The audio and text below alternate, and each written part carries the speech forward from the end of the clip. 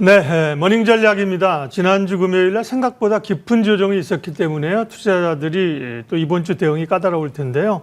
우리은행 WM솔루션 박석현 부부장 오셨습니다. 시장 점검하고 전략 세우겠습니다. 어서 오십시오. 예, 안녕하십니까. 그러게요. 지난 금요일 우리 증시가 많이 빠졌고 미국도 뭐 다른 요인이긴 합니다만 예. 같이 좀 빠졌는데요. 오늘은 또 지금 이 시간 보면 28포인트가 올랐어요. 생각보다는 빠르게 좀 돌려내는 분위기입니다. 지난주에 우리 시장 하락 배경을 어떻게 보시는지 또 이번 주는 어떻게 전망하세요? 가장 큰 거는 아무래도 이제 세제 개편안에 대한 실망감이 컸기 네. 때문이다라고 볼 수 있을 것 같고 네. 오늘 반등은 금요일 날 약폭이 한 120포인트 그렇죠. 너무 컸기 때문에 일단 자연스러운 어떤 기술적 반등 정도로 이제 봐야 될 것 같고요. 일단 하락 요인들이 다 해소됐다라고 보기는 조금 이르지 않나라고 볼 수 있을 것 같고요. 네. 특히 이제 지난 주말에 미국 시장에서 이제 고용지표 부진이 발표가 됐는데 미국 그 전체적인 어떤 주시장 흐름도 기술주를 중심으로 해서 낙폭이 좀 큰 흐름을 좀 보여줬고요. 이 고용지표에서 주목이 되는 부분은 이번에 발표된 7월달 고용지표 내용보다는 직전 2개월치가 상당 부분 이례적으로 좀 큰 변동을 보였기 때문인데 예. 5월달, 6월달 지금 그 비농업 부분 취업자 수 이 증가폭이 기존의 발표 수준으로는 한 14만 명대 각각 기록을 하면서 상당히 견고한 것으로 발표가 됐었는데 이번 수정치는 10,000명대로 5월달, 6월달이 모두 하향 조정됐고요. 이러한 케이스는 거의 없습니다. 상당히 이례적인 케이스라고 볼 수 있을 것 같고. 편차가 너무 크더라고요. 맞습니다. 네. 네. 원인을 여러 가지로 지목이 되고 있지만 네. 중요한 부분은 이제 이게 일시적일 것이냐 아니면은 추세적으로 이제 고용 상황이 변화를 보이기 시작하는 것이냐 이런 부분들이 이제 포인트가 맞춰질 것 같고요. 물론 그 고용지표 부진은 자연스럽게 연준 금리 인하하고 연결이 되는 부분이 있을 수 있겠지만 실제로 연준이 금리 인하를 단행하기 위해서는 물가 안정을 확보를 해야 되기 때문에 여기에 대한 어떤 확실성이 좀 결여돼 있다라고 볼 수 있을 것 같고요. 그리고 고용지표 외에도 같이 발표됐던 ISM 제조업 지수도 예상을 하회하면서 부진한 흐름을 보였기 때문에 미국 경기에 대한 우려감이 지금 부각이 되고 있다라고 볼 수 있을 것 같고요. 이런 부분들이 우리나라 세제 개편안과 맞물리면서 시장 약세 흐름이 조금 압박이 되고 있다라고 봐야 될 것 같습니다. 미국 같은 경우는 그동안 우려가 없었던 건 아닌데 그럼에도 불구하고 기업 실적이 대체적으로 좋았던 것 같아요. 빅테크들이요. 근데 우리 기업들은 보면 몇몇 좋은 것만 좋고 여전히 좀 부진했던 상황인데 미국과 우리 기업들 실적 발표 지금 한참 진행 중인데요. 평가 좀 해주세요. 미국 시장은 지난주까지 한 그 S&P 500 기업의 한 70%가량이 실적 발표를 다 완료를 했기 때문에 예. 물론 엔비디아가 이달 말에 실적 발표를 남겨두고 있지만 상당 부분은 일단 어닝 시즌의 정점은 통과했다라고 볼 수 있을 것 같고요. 지금까지 발표됐던 기업들의 한 82% 이상이 예상보다 높은 실적을 발표를 했기 때문에 어닝 시즌 결과는 상당히 긍정적이었다라고 볼 수 있을 것 같습니다. 다만 그 미국 그 실적 시즌에서 매번 반복되는 거는 실적 발표 결과보다는 향후 전망 그리고 투자 지출 계획 이런 부분들이 초점을 좀 받고 있는데 향후 실적 전망 가이던스와 관련해서는 다소는 좀 밋밋한 그러니까 좋은 기업도 있었지만 다소는 예상보다 부진했던 실적 가이던스를 내놓은 기업들도 있기 때문에 이런 부분들이 미국 어닝 시즌을 적극적으로 평가하기 좀 이르다라고 볼 수 있을 것 같고요. 물론 투자 지출, 빅테크 중심으로 투자 지출이 여전히 견고할 것이다라는 부분은 확인이 됐지만 이 투자 지출하고 관련해서도 수익성이 정말 담보가 될 수 있을 것이냐 이 부분이 좀 의심을 받고 있기 때문에 좀 고민을 해봐야 될 것 같고요. 한국 시장 같은 경우는 말씀해 주셨던 대로 실적 결과 자체는 그렇게 썩 좋지는 못합니다. 다만 이젠 분기 영업이 규모로 놓고 봤을 때 2분기가 1분기에 약간 못 미치는 정도 수준 그리고 3분기는 분기 기준으로 사상 최대를 경신할 가능성이 여전히 높기 때문에 실적 모멘텀 자체는 그렇게 나쁘지 않다라고 볼 수 있을 것 같고요. 다만 이제 미국 시장과 마찬가지로 한국 역시 올해 하반기 또는 내년도 이익 전망치의 변화가 좀 중요할 수가 있는데 이 부분은 다소 기대에 못 미치고 있기 때문에 실적을 기반으로 한 주가 랠리가 이어지기에는 좀 불충분하다라고 볼 수 있을 것 같습니다. 그럼 이제 여름 남은 8월장은 어떻게 보세요? 이제 역사적인 고점을 향해서 3,300을 돌파하다가 그 목전에서 지금 이제 조정이 지금 포로 왔습니다. 예. 8월에는 조정이 있을 거라는 얘기는 사실 급락 전에 저희가 또 일부 다른 출연자들이 하신 바가 있는데요. 8월 대체적인 이 관전 포인트나 전망은 어떠세요, 부부장님? 약간 조정이라고 봐야겠죠. 예. 왜냐하면 뭐 6월 달에 13% 이상 올랐고요. 7월 달에도 뭐 한 3, 4% 이상 주가가 네. 랠리를 지속을 했기 때문에 이 급등에 대한 어떤 부담감 해소는 좀 필요하지 않을까라고 볼 수 있을 것 같고, 따라서 일단 이런 국면에서는 약간의 조정 포인트만 나와도 시장이 좀 민감하게 그렇죠. 반응하는 어떤 경향이 좀 있고, 따라서 이런 부분들이 어느 정도는 8월 중에 진행이 될 가능성은 좀 높다라고 볼 수 있을 것 같습니다.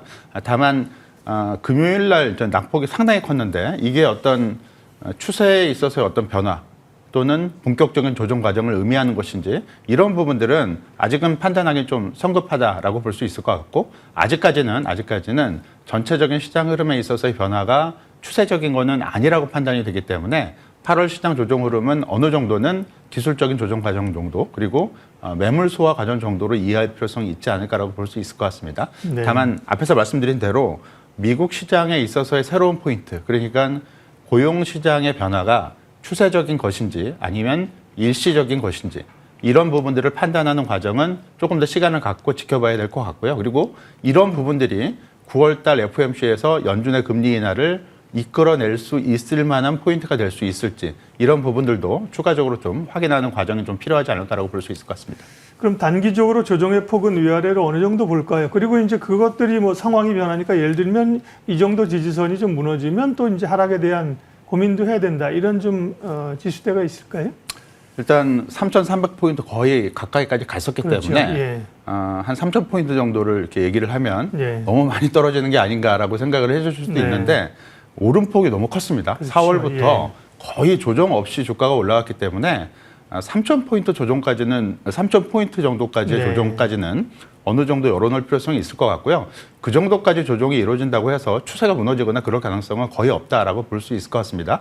1차적인 조정의 어떤 그 여지는 한 3,000포인트 정도까지 열어둘 필요성이 있을 것 같고, 이 정도 레벨에서는 어느 정도는 다시 매수 가담을 해도 큰 무리가 없는 지수대가 되지 않을까라고 볼 수 있을 것 같습니다. 네. 7월에 외국인들이 별로 안 산 것 같지만 꽤 샀어요. 그죠? 많이 외국인들이 샀습니다. 많이 샀습니다. 예, 예, 근데 예. 결국은 사게 되면 삼성전자 중심으로 사게 되면서 삼성전자를 사고 반도체에서는 SK 하이닉스를 파는 흐름들로 나타났는데요. 반도체 대장주는 그러면 삼성전자로 교체되는 것일까? 외국인들은 한국 시장에 대해서 앞으로의 스탠스가 어떨까 궁금합니다. 약간 다른 의미일 수는 있는데, 네. SK 하이닉스가 지금 한 그 종가 기준으로 30만 원 터치를 하고 조정을 받고 있는 흐름이고요. 시기적으로는 이게 7월 한 11일, 14일, 7월 중순에 고점을 치고 조정을 좀 받고 있습니다. 거의 비슷한 흐름이 미국 마이크론 테크놀로지에서도 똑같은 주가 흐름이 나오고 있기 때문에 예. SK 하이닉스나 마이크론 테크놀로지의 주가 조정은 HBM 또는 메모리 반도체 수요, 이런 부분들이 지금까지는 좋은데 하반기 또는 내년도에도 계속 좋을 수 있을지, 그리고 HBM 쪽의 가격은 어느 정도는 조정을 받을 수 있지 않을까라는 우려감, 그리고 후발 주자들의 이쪽 시장에 대한 어떤 진입, 이런 거에 대한 우려감들이 작동을 하고 있다고 봐야 될 것 같고요. 삼성전자는 다소 좀 다른 흐름을 보이고 있는데, 그 이후에는 오히려 그 HBM 주도주들보다는 삼성전자 주가가 좀 더 강한 모습을 보여줬고요. 가장 큰 요인은 삼성전자에서 기대하지 않았던 두 가지 요인이 부각이 됐습니다. 하나는 잘 알려졌다시피 테슬라하고 파운드리 부분에 있어서의 계약을 체결한 부분, 네. 거의 예상이 안 됐던 부분이기 때문에 새로운 플러스 모멘텀이라고 볼 수 있을 것 같고요. 다른 하나는 새로운 그 스마트폰, 그 폴드 제품이 우리나라뿐만 아니라 미국, 일본에서도 그 수요 호조를 보이고 있는 현상, 이 부분이 새롭게 이제 부과된 예. 측면이 있다라고 봐야 될 것 같고요. 따라서 이 반도체 업황하고 관련된 삼성전자하고 SK 하이닉스 주가를 바라보기보다는 반도체 업황하고 관련된 부분은 약간의 어떤 시장의 의구심이 들기 시작했다라는 부분이 있고요. 반면에 삼성전자는 새로운 요인들, 그러니까 파운더리 부분이랑 휴대폰, 폴더 제품에 있어서의 어떤 수요 모멘텀, 이런 것들이 추가됐기 때문에 주가 흐름이 좋은 흐름을 보이고 있다라고 봐야 될 거 같고, 따라서 당분간은 SK 하이닉스보다는 삼성전자의 모멘텀이 조금 더 좋지 않을까라고 볼 수 있을 것 같습니다. 네, 8월은 대체적으로 그렇다면 조정의 양상으로 일정 기간 봐야 된다고 말씀하셨는데, 그럼 포트폴리오 전략은 어떻게 가져갈까요? 앞에서 말씀드렸듯이 조정이 좀 온다 하더라도 이게 네. 추세를 위협할 만한 그런 조정은 아니라고 보여지고요. 네. 따라서 추세적으로는 상승 기조가 여전히 이어진다라고 본다면 주도주 역시 거의 변함이 없다라고 봐야 될 것 같습니다. 따라서 가격 조정이 어느 정도 진행이 될 가능성이 있긴 하지만 뭐 조선, 방산, 그다음에 원자력 관련된 그리고 전력망 관련된 주식들은 여전히 주도주 위치를 차지하지 않을까라고 볼 수 있을 것 같고요. 따라서 앞에서 말씀드렸던 대로 코스피가 한 3,000포인트 정도에 근접할 때 이런 주도주에 대한 접근 전략은 여전히 유효하다라고 볼 수 있을 것 같고, 그리고 다른 한쪽 측면에서의 주도주가 이제 국내 정책과 관련된 배당 관련주 또는 밸류업 지수 이런 그 관련 주도도 군이 좀 따로 존재하게 되는데, 이 부분은 정부 정책의 지금 그러니까 그 세제 개편안 분리과세 문제라든가 대주주 요건 강화 이런 문제들이 입법 과정 그리고 여론 수렴 과정에서 얼마만큼 시장 친화적으로 수정될 수 있을까를 포인트를 맞춰야 될 것 같고요. 네. 이런 부분들이 효과적으로 유효하게 정책 기반이 어느 정도는 다시 공고해질 수 있다면 이 배당 관련 주들라든가 아니면 네. 레벨업 관련 지수에 포함된 종목들도 주도주군에 여전히 편입될 수 있을 만한 후보군이 된다라고 말씀드릴 수 있을 것 같습니다. 사실 지난번 오셨을 때도 조선, 방산, 원전, 전력기가 상당히 좀 힘을 좀 다한 것이 아닌가라는 많이 올라서 느낌이 있었거든요. 그때도 결국 주도주군으로 갈 수 있다고 말씀하셨는데 이후에 이들 섹터들이 흐름이 좋았거든요. 그죠? 여전히 오늘도 주도 섹터 흐름과 함께 주목할 섹터까지 말씀하셨습니다. 우리은행 박석현 부부장 함께했습니다. 고맙습니다. 예, 감사합니다.